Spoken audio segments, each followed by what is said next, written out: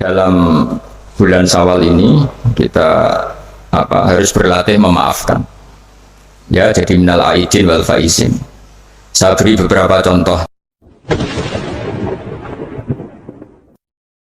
supaya ada kepastian referensi. Saya memang punya tradisi membaca kitab supaya ada kepastian referensi. Saya akan baca dua kitab, yaitu Ar-Risalah Al-Qushairiyah, kitab pegangan Mbah Maimun dalam berthariqah. Di situ diceritakan, saya baca aja supaya jelas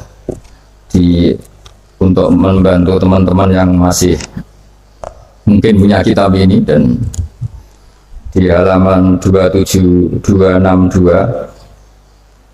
di sini diceritakan percontohan hidup berdampingan ya dengan agama lain. Sami itu ba'dal ulama yaqul, ada seorang ulama bercerita, Istadofa majusyun Ibrahim al-Khalil. Ada orang majusi karena kelaparan. Dulu itu kan padang Sahara, dulu tidak ada warung, tidak ada hotel, tidak ada restoran. Jadi kalau orang kelaparan mau tidak mau itu harus bertamu ke orang lain supaya dikasih makan. Terus faqala, kata Nabi Ibrahim, bisyarti antus lima, dengan syarat Anda harus Islam.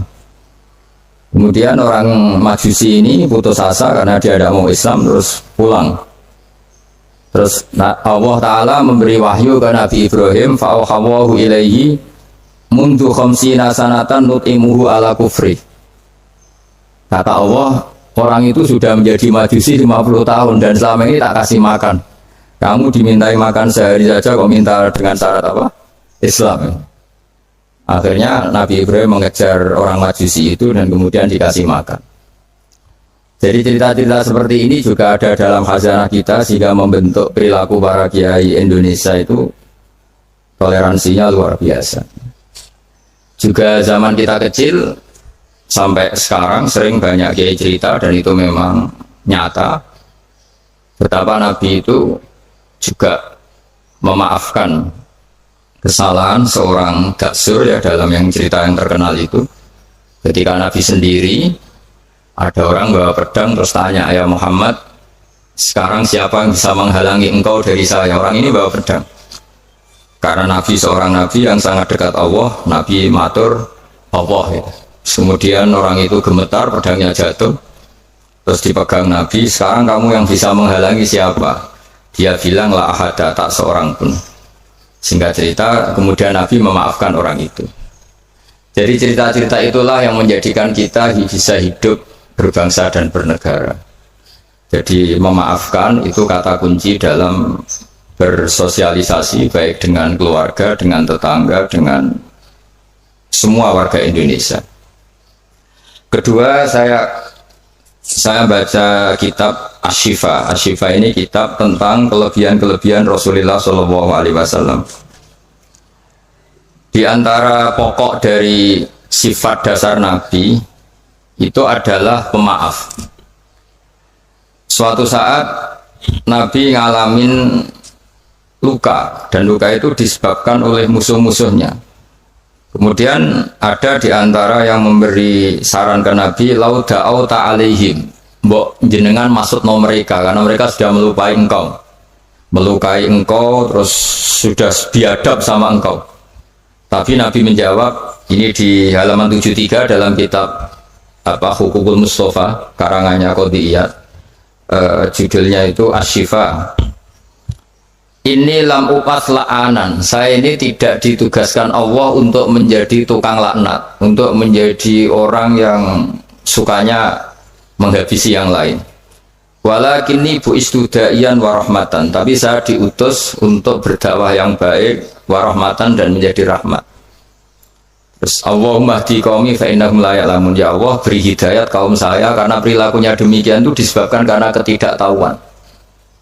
Jadi ini pelajaran bagi kita bahwa perilaku sosial yang kurang baik dari tetangga itu jangan-jangan kita tidak cukup memberi mereka edukasi atau pengetahuan atau sosial.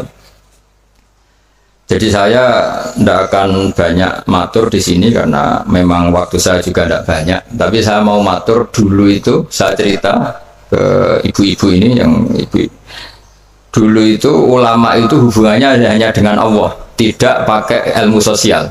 Ini penting. Ilmu sosial itu bisa jengkelkan. Misalnya kalau saya baik sama tetangga, tetangga saya tidak baik itu bisa jengkel. Atau baik sama istri ternyata malah lama bisa jengkel. Baik sama tamu ternyata malah tamunya kurang sopan atau mengganggu itu bisa jengkel. Sehingga dulu Nabi itu kalau menyuruh kebaikan itu mangkana yu'minu billahi wal yaumil akhir falyukrim dhaifahu falyukrim jaruhu. Jadi kebaikan kepada orang lain itu atas namakan Allah. Sehingga kalau kita jengkel itu mudah memaafkan. Saya punya banyak cerita di Ihya juga di beberapa kitab. Itu ada seorang ulama dipanggil tetangganya, Pak Yai silahkan datang ke rumah saya. Si Kiai tadi datang. Setelah datang ke rumah pemuda itu, pemuda tadi dengan biadabnya bilang, Pak Yai saya tidak butuh kamu, silahkan pulang. Pulang. Dan Kiainya tersenyum. Setelah itu, setelah sampai rumah dipanggil lagi. Pak Yai datang lagi ke rumah saya. Kiainya datang. Sampai 3 kali. Dan Kiainya sama sekali tidak menunjukkan wajah kecewa. Senangnya bukan main. Terus pemuda tadi tanya, kenapa engkau tidak benci? Kenapa engkau tidak tersinggung? Kiainya tertawa-tawa.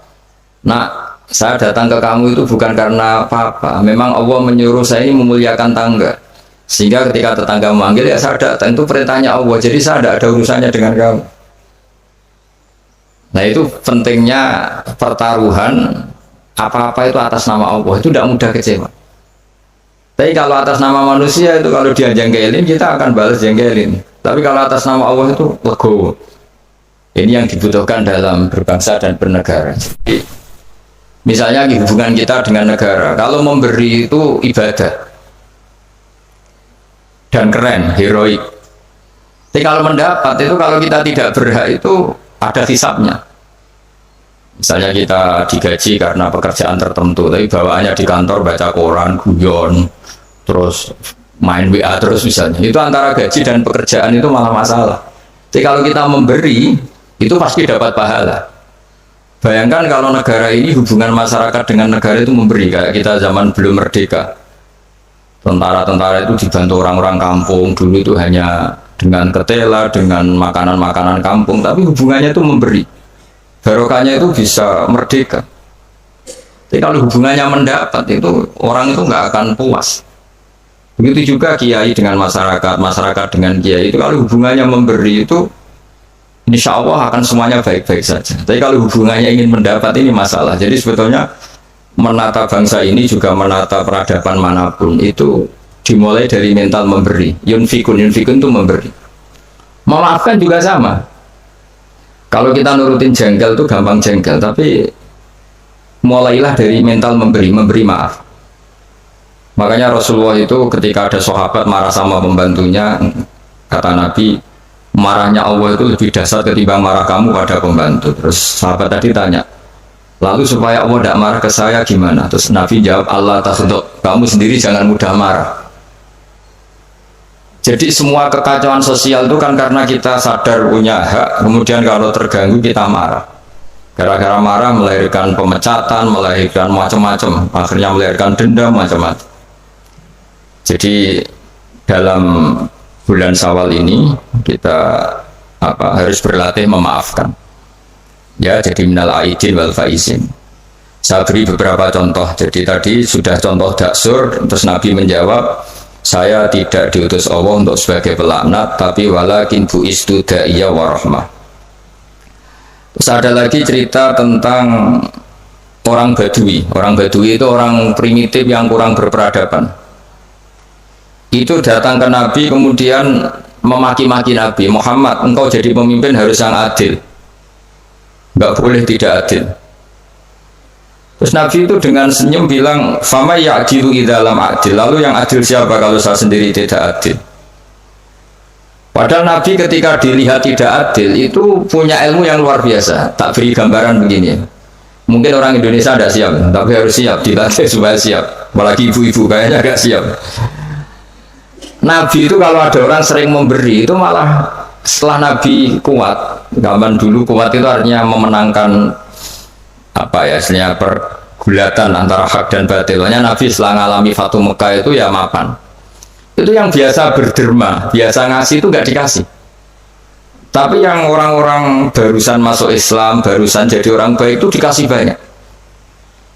Nah, tentu ini dipandang banyak orang itu tidak fair. Tidak fair itu, oh yang dulu berjuang mati-matian nggak dikasih, yang tidak berjuang kok apa?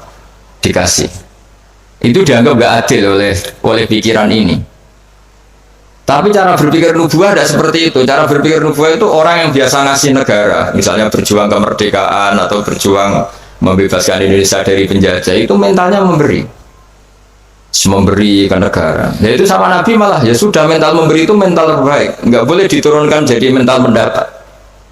Itu cara berpikir Nabi. Kan nggak lucu kan, orang dulu biasa memberi, lalu pas tua, pas mau mati mentalnya ingin mendapat.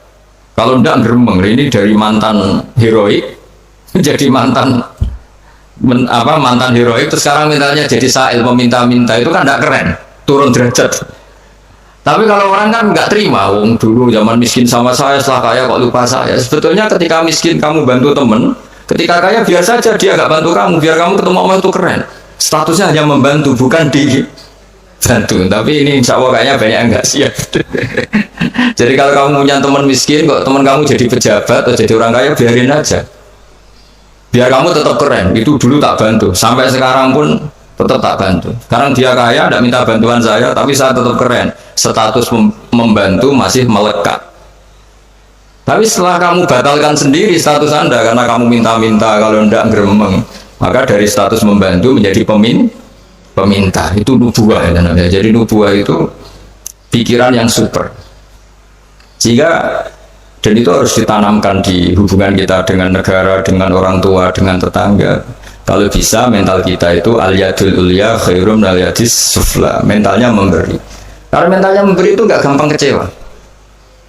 Tapi kalau mentalnya tamak, didatangi bupati kok nggak ninggalin papa, didatangi gubernur pikirannya gitu, didatangi teman kaya begitu, ditandangin apa saja itu kecewa gara-gara punya keinginan yang macam-macam. Tapi kalau mental kita memberi, tersiksa kita kalau tidak bisa memberi ke negara, memberi apa saja.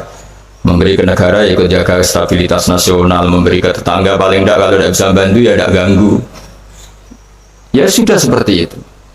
Jadi memaafkan itu juga dimulai dari ilmu. Misalnya kita memaafkan teman padahal kita jengkel sekali. Dan memaafkan itu ada pahalanya di sisi Allah. Susahnya apa? Kadang kita berpikir enggak, wah kalau tak maafin dia nanti kumo luhur, nanti sombong. Hubungan hidup kita ini dengan Allah, bukan dengan makhluk. Soalnya hubungan hidup kita ini dengan Allah, bukan dengan makhluk. Ya kayak tadi. Nah, saya datang ke kamu karena perintah Allah, tidak ada hubungannya dengan kamu. Kok kamu jengkelin kayak apa, saya tetap akan datang. Nah, sama kita baik sama anak juga perintah Allah, baik sama istri perintah Allah, baik sama tetangga perintah Allah. Sehingga nggak perlu dia dinegosiasi atau dipakai berbanding lurus dengan perilaku manusia. Kalau pakai itu Anda gampang kecewa. Kalau istri sedang ngambek, kamu ikut ngambek. Kalau tetangga sedang tidak baik, kita ikut tidak baik, bisa kacau bangsa ini. Makanya diantaranya sifat dasar orang baik itu orang yang wadra'una bil hasanati sayyi'ah, orang yang selalu menanggapi keburukan itu dengan kebaikan. Ini cerita-cerita tentang kebaikan orang-orang dulu. Ketika akhirnya Rasulullah SAW memenangkan kota Mekah dan kota Mekah dikuasai, itu orang-orang yang dulu merangi Nabi, ingin bunuh Nabi, semuanya tuh takutnya minta ampun karena takut dibalas. Tapi kemudian Nabi ngendikan ini halaman 75, mata kuluna ini fa'ilun bikum, apa pendapat Anda kira-kira apa yang saya lakukan terhadap kalian, karena kalian ini musuhi kita, ingin bunuh kita, dan dulu sangat biadab sekali. Ini pertanyaan Nabi ke orang-orang Quraisy, orang-orang Mekah. Itu jawabannya orang-orang Quraisy, orang Mekah itu qalu khairan akhun karim wa ibnu akhin karim. Engkau tidak pernah saya saksikan lihat sebagai orang yang bengis, orang yang keras, sehingga kita santai-santai saja ketika engkau menang, karena engkau ini adalah akhun karim wa ibnu akhin karim. Engkau saudara yang terhormat dan keluarga yang terhormat. Terus Nabi menjawab mereka, aku lukama qala akhi Yusuf la tasrifa alaikumul yaum idhabu fa antumut tulaqa. Saya akan mengatakan ke kamu sebagaimana Nabi Yusuf kepada saudara-saudaranya. Kita tahu kan saudara-saudara Nabi Yusuf ingin membunuh Nabi Yusuf, dicemplungkan ke sumur. Apa saja yang sifatnya biadab pernah dilakukan semua sama saudaranya Nabi Yusuf. Jadi ketika beliau jadi raja di Mesir, semuanya dimaafkan, bahkan dikasih fasilitas luar biasa. Padahal mereka saudara yang sangat biadab. Dan itu pun yang dilakukan Nabi, niru Nabi Yusuf, atau istilahnya ya sama perilaku Nabi. La tasriba alaikumul yaum. Saya menghadapi kalian kayak Nabi Yusuf menghadapi saudara-saudaranya, yaitu memaafkan. Terus izhabu fa antum mutlaqa. Ya sudah, kamu pergi saja, kamu akan terbebas dari tuntutan saya. Jadi ini cerita-cerita tentang betapa baiknya Rasulullah SAW, dan kebaikan itu pula yang harus kita tiru, yaitu dimulai dari memaafkan. Wal afina anin nas. Nah sekarang masalahnya itu orang itu susah memaafkan. Itu sebabnya sederhana, karena hubungan ibadah kamu itu masih dengan makhluk. Kalau makhluk itu kali janggalin, janggalin betul. Nah itu Anda berarti didikte oleh makhluk, didikte oleh manusia. Caranya gimana? Kita harus dilatih hanya didikte oleh Allah Subhanahu wa ta'ala, di mana Allah itu mendikte kita, mengarahkan kita, memandu kita supaya mudah memaafkan. Makanya hubungan dengan istri, dengan itu ya Allah bayangkannya gitu. Wa ashiruhunna bil ma'ruf. Kamu harus berkawan secara baik. Terusannya ayat fa in karihtumuhunna. Jika suatu saat kamu benci sama istri kamu karena perilaku tertentu, fa asa an takrahu syai'a wa ja'alallahu fi khairan katsira. Jadi bisa saja di watak yang kamu benci itu ada kebaikan yang banyak. Saya berkali-kali menyontohkan, misalnya punya istri sering marah itu bagus. Kalau istri kamu ramah, setiap lelaki disenyumin, yang pusing juga kamu. Jadi kalau marah itu kan nggak ada yang berani goda, itu saja begitu. Alhamdulillah. Jadi, meskipun ya kalau marah terus mungkin suaminya jantungnya terus mati, tapi kan ya maksudnya lihat sisi positifnya. Dulu lama itu begitu. Ada orang berteman sama-sama miskin, terus berteman lagi sama-sama kaya. Setelah sama-sama kaya, yang satu itu jatuh miskin, miskin sekali. Terus setelah miskin, teman-temannya nggak main ke rumahnya. Terus dia diprovokasi oleh orang sekelilingnya. Itu teman kamu yang kaya-kaya biadab sekali, setelah kamu miskin tidak ada yang jenguk kamu. Padahal yang miskin ini sudah jadi buruh boto atau buruh manol di pasar, buruh hamal ya. Terus dia mulai menggerundel, wah teman-teman saya ngawur sekali, setelah saya miskin tidak ada yang kesini. Datanglah seorang habib, orang alim, memberi nasihat, bagus gak kesini katanya. Terus kaget kan dia, kenapa? Coba kalau kamu jadi tukang manol gini, mantan bos, teman-teman kamu datang kan jadi tontonan, mendingan lupa. Oh iya ya, iya kan, misalnya kamu miskin, terus teman-teman kamu tetap datang, pas buruh di orang, pas jadi kernet atau jadi pembantu, betapa malunya.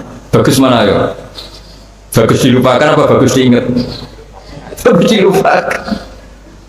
Jadi orang itu harus melihat sisi bahwa di balik kodok kodar Allah ini ada hikmah yang kita tidak tahu. Ya sama, misalnya ada perempuan cantik, dulu semua lelaki melihat, bareng saya itu kukulan, bagus dilihat apa bagus enggak coba? Bagus enggak kan? Yang orang kaya dulu naik muka mobil saja enggak mau, bawa handuk saja enggak mau, bawa tas saja enggak mau. Setelah jatuh miskin jadi tukang manol di pasar, tukang angkut barang, terus teman-temannya tetap datang. Mendingan datang apa enggak? Enggak kan, daripada jadi tonton. Ya di sini tuh kearifan ulama, orang tuh harus dilatih. Makanya saya ini ditamani orang ya seneng, enggak ya seneng. Kalau ditamani seneng ya nambahi konco, enggak ya seneng, berarti dosanya enggak diganggu, semuanya tak anggap seneng semua hidup. Jadi apa ya, soalnya semua yang dari awal itu asik, indah sudah. Saya kenal orang ya seneng, enggak kenal ya seneng, sudah sama. Karena Allah sendiri yang tahu hikmah itu. Makanya saya berkali-kali bilang, Imam Syafi'i itu orang, saya berkali-kali bilang, Imam Syafi'i itu bilang punya teman banyak ya enak katanya, karena dengan punya teman, ya teman sosial lah enak. Nggak punya teman ya enak. Itu saya berkali-kali cerita, ya Imam Syafi'i banyak orang tuh nggak seneng jenengan. Alhamdulillah beneran. Kenapa? Orang arah utang ya. Jadi kalau kamu nggak disenangi orang satu kampung tuh artinya mereka tidak akan utang kamu, pinjam mobil kamu, tapi nak seneng. Ribet kan?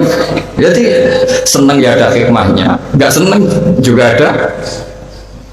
Ada lagi yang lapor, Imam Syafi'i, orang yang tadi cium tangan anda, yang hormat anda, di belakang tuh rasani kamu.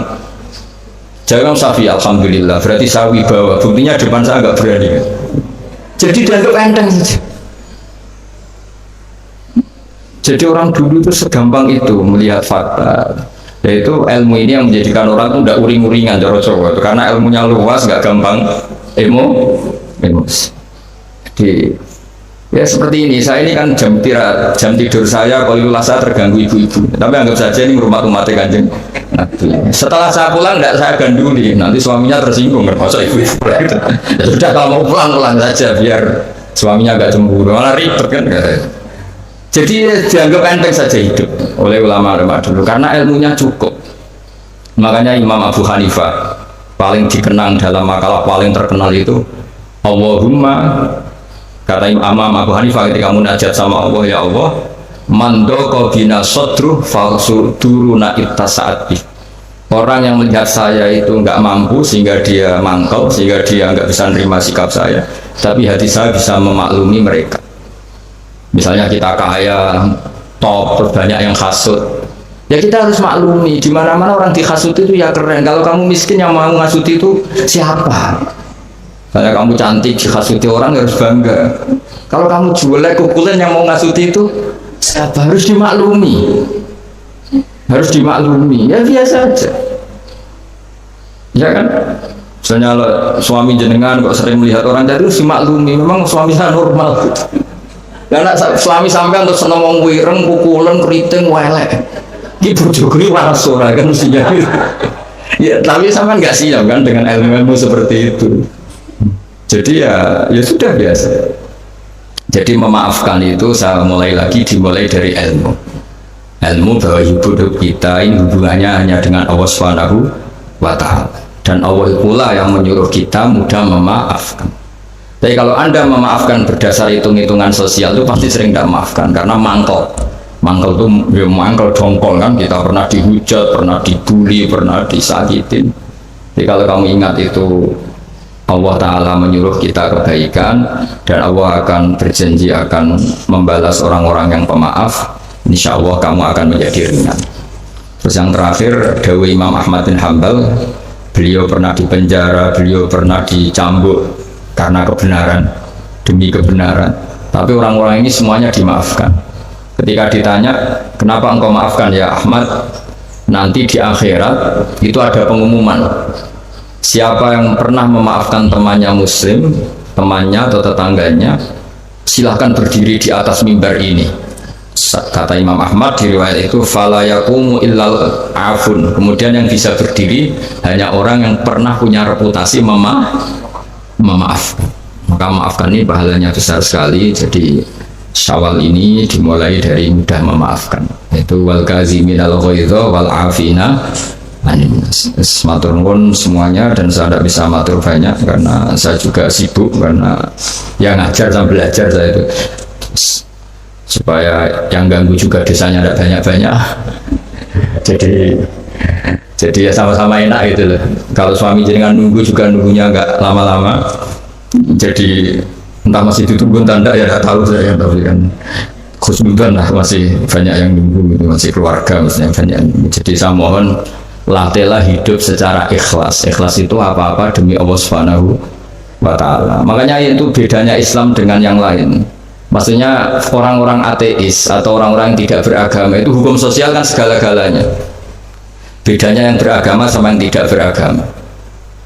Tapi kalau orang beragama itu pikirannya Allah, jadi tentang berbaik sama tetangga saja, karena mangkana yu'minu billah wal yaumil akhir. Jika buat tetangga itu tidak balas baik, kita inginnya juga tetap baik karena berdasar perintahnya Allah. Mbok anak sampean beweling tetap ingin baik karena itu perintah Allah. Tapi kalau sampean berdasar manusia, lopo tak sangoni nakal, lopo tak api ora apik mbek aku, nanti kacau, bangsa ini bisa kacau karena semuanya didikte sesama makhluk. Makanya Islam itu mengajarkan apa? Kebaikan sosial pun karena berdasar perintahnya Allah Subhanahu wa Ta'ala. Jadi saya kira demikian. Wassalamualaikum warahmatullahi wabarakatuh. Bismillahirrahmanirrahim. Nahmaduka ya ghafur ya syakur wa salli wa sallim ala sayyidina maulana Muhammad sallallahu alaihi wasallam asma'in. Allahumma ya waj'alna mutawadina fika mutahabina fika ya Allah, waj'alna mimma yansuru dinakal qawim. Allahumma ja'alna aminin mutmainin alladhina la khawfun alaihim wa lam yahzanun warzuqna sidatal qawli wal fi'al warzuqna ri'ayatal hifz. Allahumma ya Allah ir'arubham ya Allah ra'iyata Indonesia wa mahfadhum war'ahum bi'ainiratin.